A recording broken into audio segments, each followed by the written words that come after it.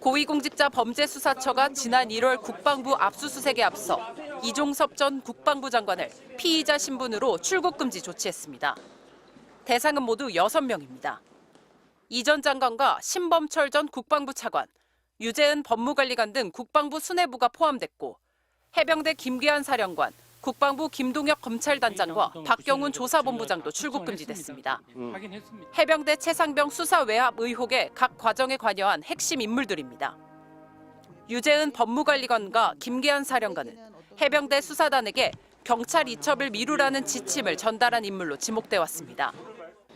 그래도 해병대 수사단이 이첩을 강행하자 김동혁 단장은 경찰에서 사건을 되찾아왔고 박경훈 조사본부장은 이 사건을 재검토해 처벌 대상을 크게 줄인 결과를 내놨습니다.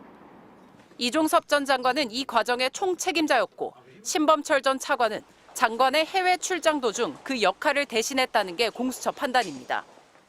이 전 장관은 의혹을 완강히 부인해왔습니다.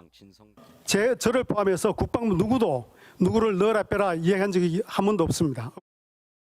또 중간보고도 받지 않았다고 주장했지만 최종 결과 발표 나흘 전 수사 내용을 점검하는 장관 주재 연석회의가 열린 사실이 MBC 취재 결과 확인됐습니다. 공수처는 출국금지 기한을 연장해왔으며 이에 따라 이 전 장관은 여전히 출국금지 상태인 것으로 파악됐습니다. 주 호주 대사로 임명된 이 전 장관은 상대국 동의, 즉 아그레망도 받았습니다. 이 전 장관은 MBC 연락을 받지 않았고 출국 전 수사 협조 여부를 묻는 질문을 남겼지만 답이 없었습니다. 공수처는 이 전 장관에 대한 조사는 반드시 필요하다고 보고 출국 일정을 파악하는 한편 조사 방식과 일정을 두고 고심하고 있습니다. MBC 뉴스 박솔립입니다. 고위공직자 범죄수사처는 지난 1월 2차례에 걸쳐 국방부와 해병대를 압수수색했습니다. MBC가 확인한 국방부 2차 압수수색 영장에서 공수처는 이종섭 전 국방부 장관을 직권남용 혐의 피의자로 적시했습니다. 영장에는 이 전 장관의 구체적인 외압 혐의가 최소 3차례 이상 적혀 있었습니다. 영장은 첫 줄부터 피의자 이종섭 등이 공모해 축소 수사에 관여했다고 시작됐습니다. 구체적으로는 해병대 수사단이 임성근 사단장을 포함해 8명에게 범죄 혐의가 있다고 결론 내리자 피의자 이종섭 등이 임성근을 피혐의자에서 제외하라고 지시했다. 또 국방부가 경찰에서 사건을 되찾아온 뒤 피의자 이종섭이 사건을 국방부 조사본부로 이관하도록 했다는 등의 내용이었습니다. 해병대 수사단을 향한 축소 수사 외압 의혹과 국방부의 사건 재검토 과정 전반에 이 전 장관이 관여했다는 겁니다. 공수처는 압수영장에서 신범철 전 국방부 차관이 김계환 해병대 사령관에게 수차례 전화해 장관의 지시를 따르라고 지시했다고 적었습니다.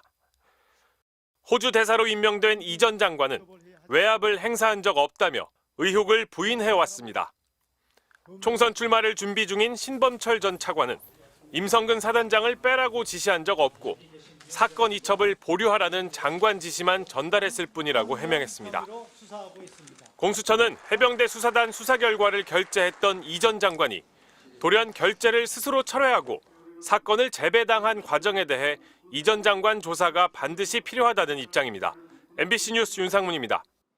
네, 관련 내용 취재하고 있는 법조팀 나세훈 기자 나와 있는데요. 궁금한 점 몇 가지 더 짚어보겠습니다. 자, 사실 수사기관이 사건을 수사할 때 이 출국 금지는 아주 기본적인 조치잖아요. 네.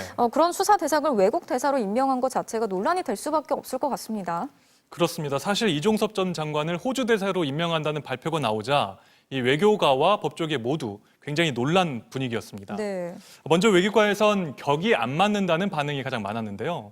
현재 호주 대사는 1급 고위공무원 출신이고 호주도 우리나라의 차관보다 한 급 아래인 차관복급 외교관을 대사로 보낸 상태입니다. 네. 외교는 상호적이어서 이 급이 비슷해야 하는데 갑자기 두세 단계 위인 장관급을 보내는 겁니다. 그런데 심지어 그 사람이 수사 대상입니다. 법조계에선 이 전 장관이 출국 금지된 사실을 인사검증 과정에서 몰랐을 리 없는데 의아하다는 반응이 나왔고요. 외교부는 이 전 장관 임명 배경에 대해선 언급할 사항이 없다고만 밝히고 있습니다. 결국 이례적인 임명 강행은 최고 결정권자의 의중일 수밖에 없어 보입니다. 네, 일단 당장 궁금한 건 이종섭 전 장관이 지금도 여전히 출국 금지인 상태인데 호주 네. 대사로서 나갈 수 있는 건지 하는 부분이거든요. 공수처가 뭐 그 전에 수사를 서두를 수도 있을까요? 바로 그 점 때문에 공수처도 굉장히 곤혹스러워하고 있는데요. 네. 공수처 수사팀도 언론 보도를 보고 나서야 대사 임명 사실을 알았다고 합니다. 공수처 정례 브리핑에선 이종섭 전 장관을 과연 어떻게 조사할지 질문이 쏟아졌는데 공수처는 아무리 고발됐어도 국가를 대표해 이 공식적 업무로 출국한다는 점도 고려해야 한다면서 난처한 속내를 드러냈습니다.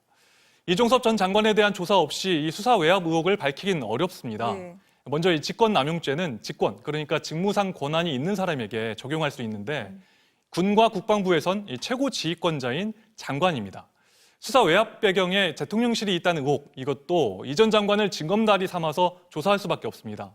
공수처 수사팀은 이 전 장관 측과 접촉하면서 현재 언제 출국할 건지 네. 또 그 전에 조사에 협조해달라 이런 물밑 조율을 진행하고 있는데요.